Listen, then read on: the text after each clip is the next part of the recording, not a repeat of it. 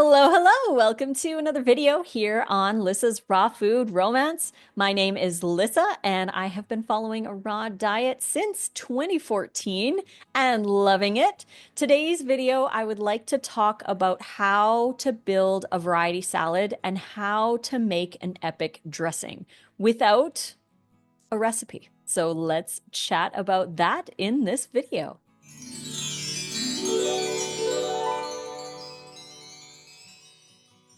Thank you again so much for joining me today on my YouTube channel. You know what to do if you like videos like this. Click like and subscribe to the channel. We have the plant-based bundle going on right now. This is the June edition, 2025. Every collection is slightly different. So if you've purchased plant-based bundles in the past, this one is slightly different. There are different things in it. Nate and I have contributed over $350 worth of content to this bundle, including my brand new sushi ebook, the Align and Awaken Affirmation Meditation Challenge, Make It Raw Volume 4. We've got the Raw Transition Guide, 52 to a New You. So if you're interested in some of these products and you want to get all the other stuff from the other people too, just for 50 bucks, it's so worth it.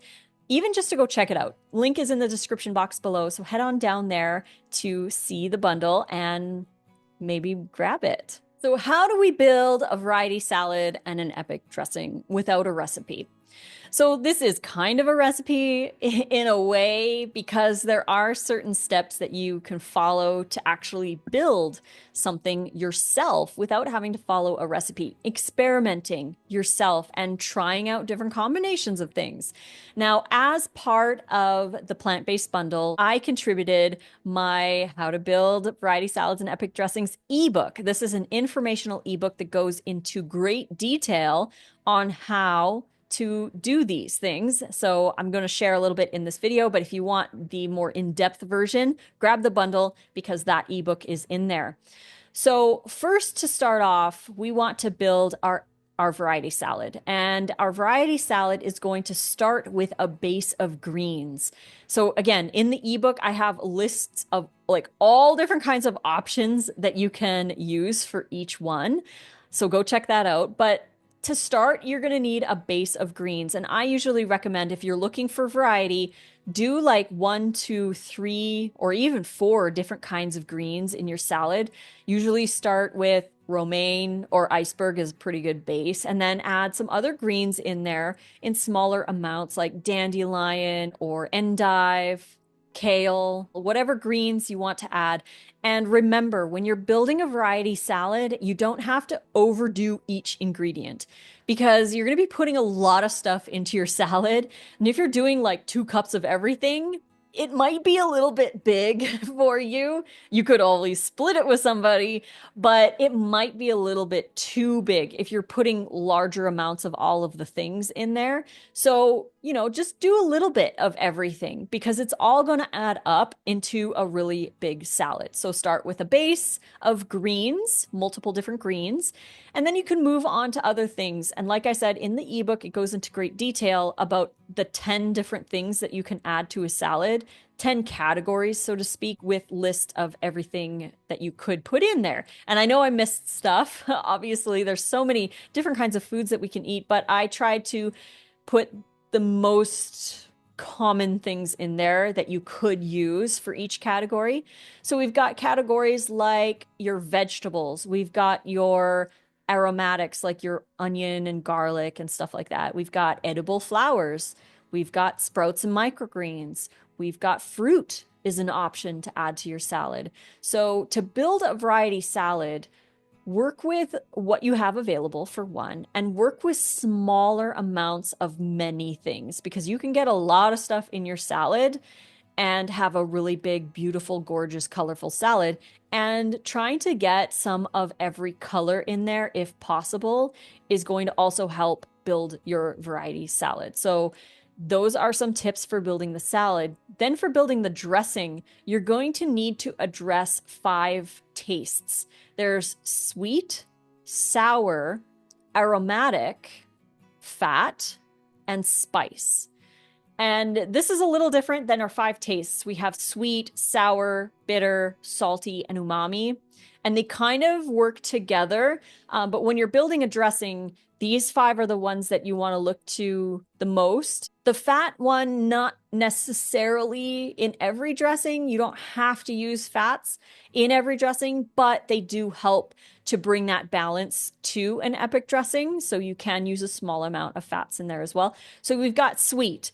I always start dressings with a sweet base, and that could be dates. Usually it's dates or like dried apricots. You could use fresh fruit like berries, mango, apple, orange. These kinds of fruits work really well as a base for your dressing. Not only is it going to satisfy that sweet taste that we're looking for, but it's also going to give your salad more calories, which is really important because vegetables and greens don't tend to have a lot of calories in them. Especially if you're having a smaller salad, people tend to be hungrier more often because there's just not enough calories in there or they're not eating enough. So having a sweet fruit-based dressing can really help to satiate a salad. They complement each other, so to speak. So we got our sweet. Then we have a sour. You can use lemon juice, which is a pretty common one. Apple cider vinegar is another great option. You could use tamarind or sumac spice, which can give it like that zing to it. Tomato might be another option. It's kind of a mix between sweet and sour, sort of. So yeah, lemon juice or lime juice or even orange juice can be an option for the sour.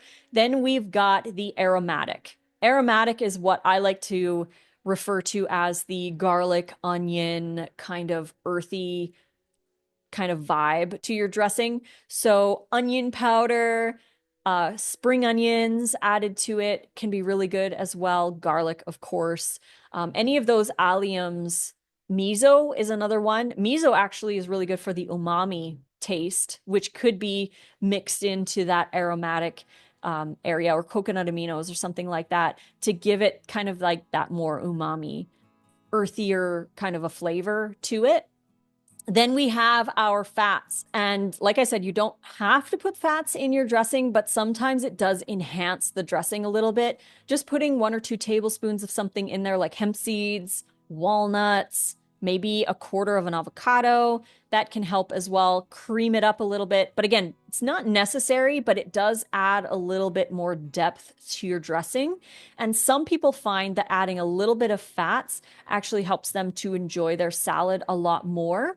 So again, you don't have to add a lot, just a little bit. Tahini, a tablespoon is really all you need, or a tablespoon of sunflower seeds. That can be really nice as well. But fats are one of those ones that, yes, you could leave or take out. And then finally, we have our spices. Spices and herbs. I kind of combine those two in that category, sorta. So spices are going to be your chilies, your hot peppers, your curry, your oregano, dill, whatever flavor you want to add to your dressing. This is going to really kind of be like the ribbon on the present for your dressing, is to add these spices. And certain spices go better together, like dill goes really well with allspice, oregano goes really well with basil, or, curries with black pepper and chili powder. Mexican could be like cumin and oregano and chilies. So combine some spices together to hit different angles, because, just using one spice might be okay, but if you add multiple spices, you get much better depth. And then the final thing that I'd like to talk about with dressings is the water content of them. If you want a thicker dressing, use less water. Once the blender starts to blend, if you're using some kind of a fresh fruit base like mango or berry, or you have tomatoes in there, those can usually give enough water to create a really thick sauce. But if you don't have that blending going and the blender's kind of having a hard time, you can add water. I always recommend start slow with like a quarter cup of water and then increase depending on the consistency that you like. Some people like a really thin dressing. If you're making something like a French dressing or like a vinaigrette style, you might want to add more water. Or if you're looking for something thick, like maybe a ranch dressing or a Caesar, you might want to add less water. So that is just kind of like a guide to making epic dressings. So that's just a basic guide on how to build an epic dressing. Now, each dressing is going to be a little different depending on the ratios. Some might be higher in fat, some might be higher in fruit, some might be way more herbally, some might be more sour. It really depends on the ratios of what you put into your dressing, but you can play around with that and see what you like. I always recommend to write down what you put in your dressing. And if you like it, you can save it for later. If you don't have to make it again. Or you can change different things that you have in there. But it's nice to have it written down because if you make a dressing and you're like, oh my gosh, this is amazing. Sometimes it's hard to remember exactly what you put in there. So I do recommend writing it down, even if it's just in the notepad in your phone. At least you have it. You can always delete it if you don't like it. But it is nice to have if you do.